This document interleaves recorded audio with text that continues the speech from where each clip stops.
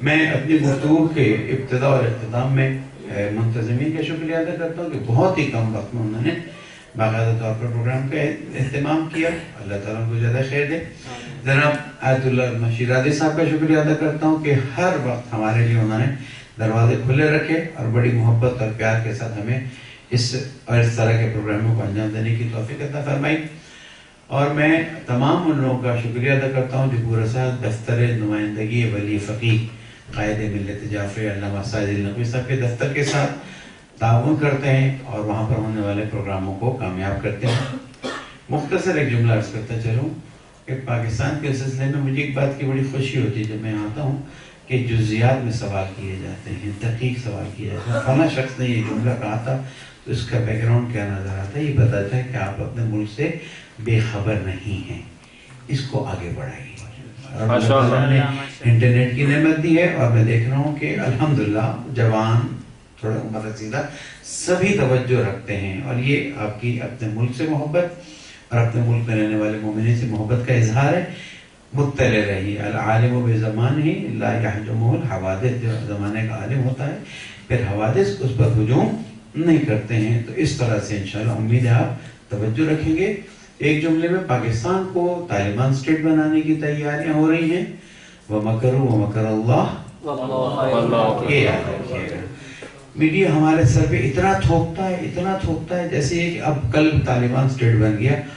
میں نے اپنے نماز جمعے کے خطبوں میں جب یہ کہا گیا کہ کراچی 1/3 جو ہے وہ طالبان قبضہ کر چکے ہیں, اچھا ہے, ایسا نہیں کہ نہیں, 1/3 علاقے میں آپ نہیں جا سکتے. طالبان کا وہاں کنٹرول ہے, ان کی شورا ہے, ان کی باقاعدہ وہاں پر کیا کہتے ہیں کورٹ ہے, سب کچھ ہے.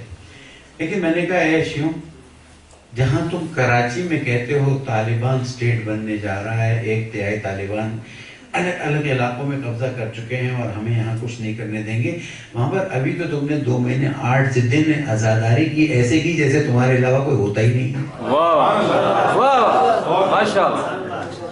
اور اللہ شاید آپ بھی آتے ہیں, آپ کو بھی پتہ, صرف یاد دلانے کے لیے فتح کے لیے ذکر تنفر المومنین کے آزاداری کم نہیں ہوئی,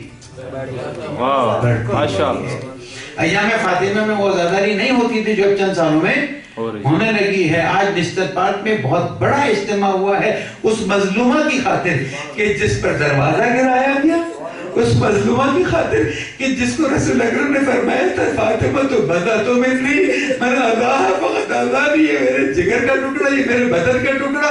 اللہ اکبر, انما یرید اللہ کی آیت آئی, مباہلہ میں رسول اکرم زہرا کو لے گئے.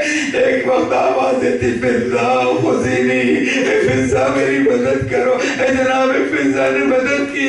عزیزانوں, آپ نے کبھی تصور کیا کہ اس جوان خاتون پر دروازہ گرے کے لفظ استعمال کرتے ہیں, کس طرح دروازہ گرتا ہے, اس طرح سے کہ خاتون زمین پر گرے اور دروازے کی کیلیں خاتون کے سینے پر لگ جائیں.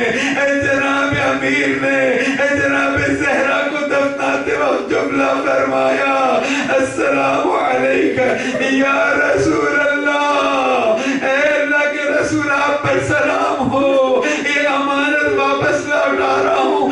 فافیہ بالسؤال, ذرا چل جوڑ کے پوچھنا, عزاداروں بس کربلا کی طرف رخ کرتا ہوں. ایک وقت شام غریبہ میں جناب زینب نے بھی رخ کیا تھا.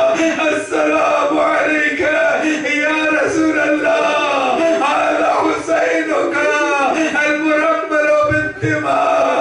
اے رسول اللہ, آپ کا پیارا نواسا جو خاک و خون میں غلطہ ہے. لا حول ولا قوت الا باللہ علی العظیم. انا للہ و انا الیہ راجعون. پالنے والے, ہمیں اپنی ہمیں دل سے اپنی محبت کو اور بھی زیادہ کرنے کی توفیق عطا فرما. ہمیں قرآن کو سمجھ کر اس پر عمل کر کے اس کی حفظ کرنے کی توفیق عطا فرما. پالنے والے, ہم تیرے بندے ہیں, تیرے عاجز بندے ہیں, گناہگار بندے ہیں. جناب زہرا کا واسطے ہمارے گناہوں کو معاف فرما, تیری حاجات کو روا فرما, ہم سب کو اپنے مقاصد میں کامیاب فرما. رہبر انقلاب کی حفاظت فرما, انقلاب اسلامی کو اور ترقی اور عزت عطا فرما. جو ان لوگوں جو مومنین ان کاموں میں خدمت کرتے تعاون کرتے ان کی زندگی میں برکت عطا فرما. قائد ملت جعفر علامہ ساجد نقوی جس طرح سے اپنی جان کی بازی لگا کر قوم و ملت کی خدمت کرنے پالنے والوں کو صحت و سلامتی عطا فرما اور ہمیں صحیح معنی میں دین اسلام کو سمجھ کر اس پر عمل کی توفیق عطا فرما. ملک پاکستان کو امن کا گہوارہ بنا. جہاں جہاں مومنین کے خلاف سازش ہو رہی ہے، بحرین ہے، لبنان ہے، حجاز ہے، جہاں پر بھی عراق میں، افغانستان میں پاکستان پالنے والے یہ سازش کرنے والے اگر ہدایت کے قبول نے نابود فرما دے، زمانے کے امام کے ظہور میں تعجیل فرما. درود پڑھ دے محمد.